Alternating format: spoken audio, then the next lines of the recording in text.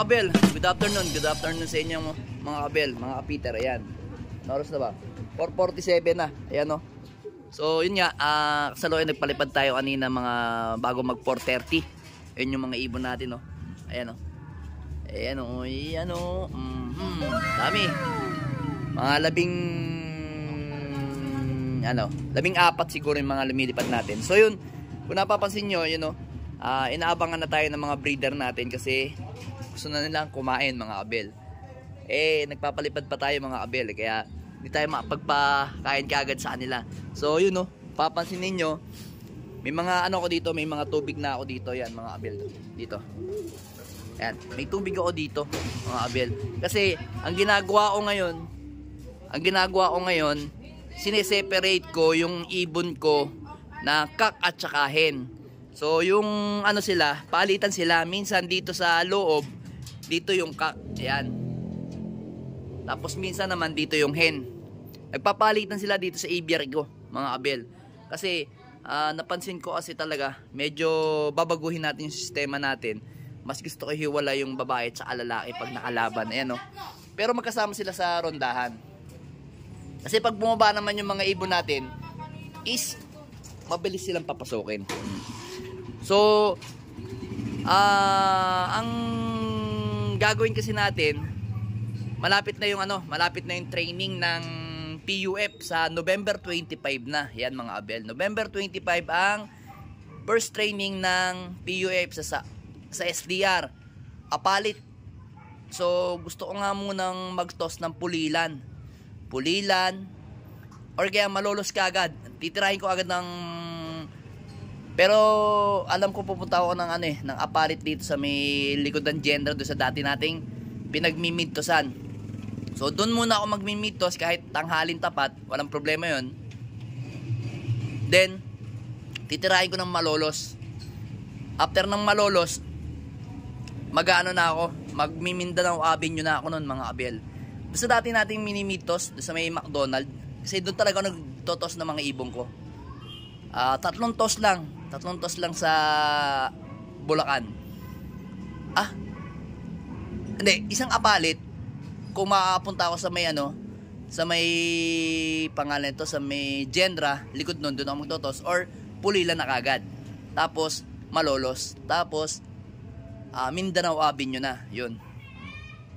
Doon ako magtotos, tapos maghihintay na lang ako ng training ng ibon. Gusto ko kasi 1 week before training, doon pa lang ako magmimitos ng ibon ko para press sa utak nila yung kanilang nilipad mga abel. Tsaka ako, magtotos ako, gusto ko sabay-sabay muna.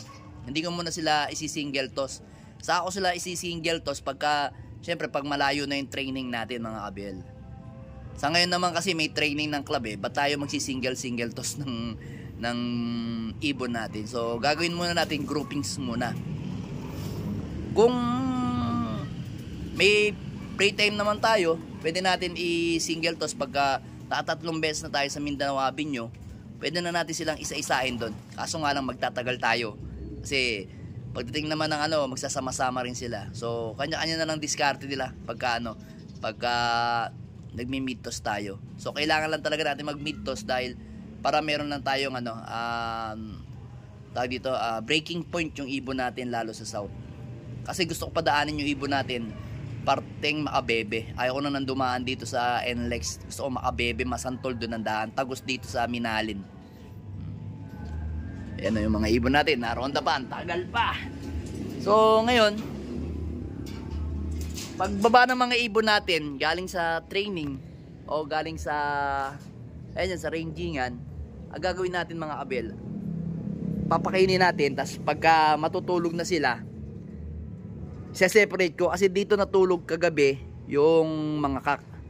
So possible niyan dito ko ulit patulugin yung mga kak kasi yung mga hen, mas marami kasi yung hen kaysa kak. Ang kak ko kasi mga 5 lang yung kako, kaya pwede na dito kasyang-kasya. At saka nilalagyan ko naman sila ng ganito. Ayun yung pop tray, ayun pop tray. Sinasanay ko rin sila sa dilim para mas maganda.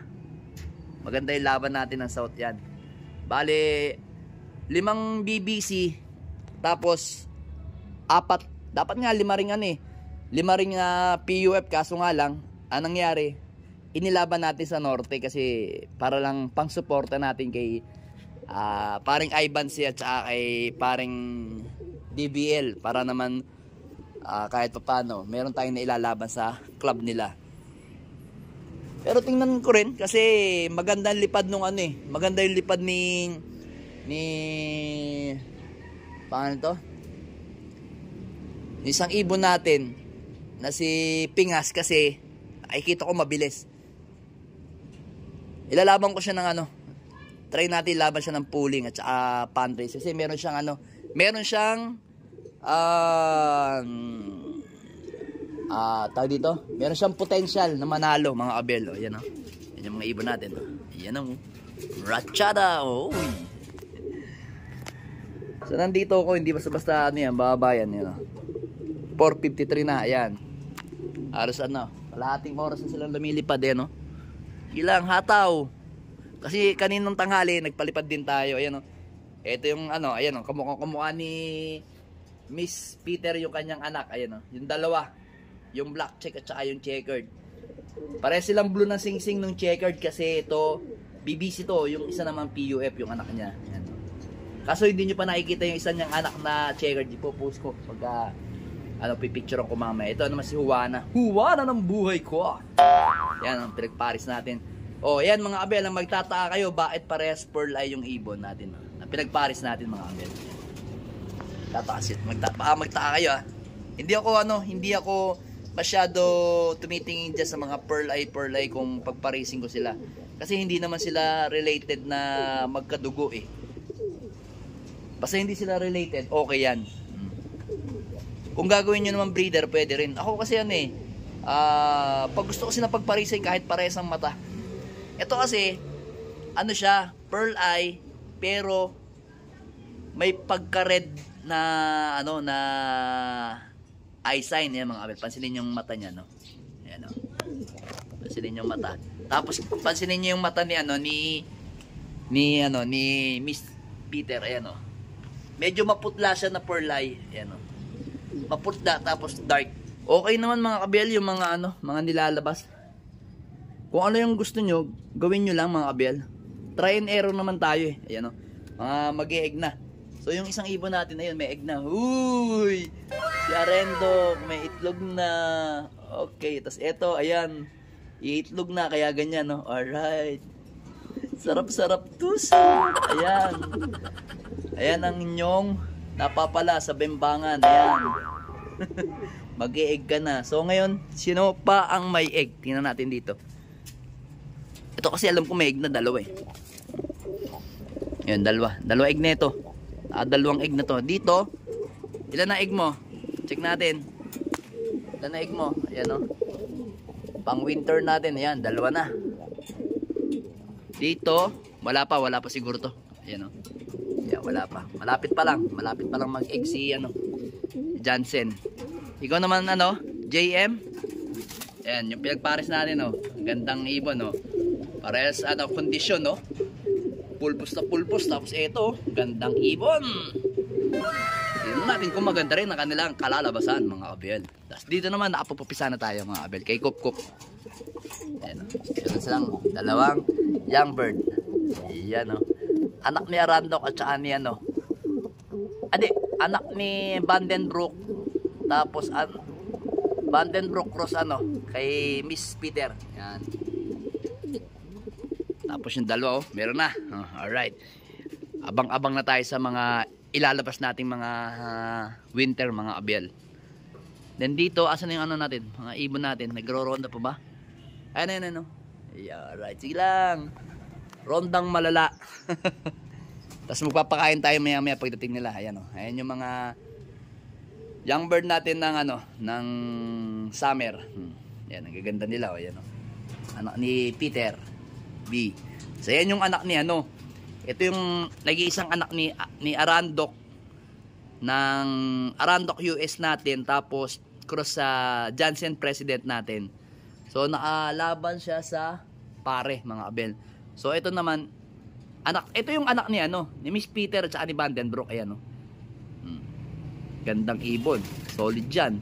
So ayun yung checkered niya no. Panay checkered niya nilalabas niya mga abel eh. Then yung isa, anak naman ni ano yun. Yung may puti sa mukha na yun. Anak naman ni Rigor. Saan pa yung anak ni Rigor? Ayun yun, ayun. Ito yung white flight na yung blue bar yan. Anak yan ni, ano, ni Peter. Yan. Tara. Maghintay na lang tayo sa pagbaba nila. Tas mag-ready na tayo sa pakain nila.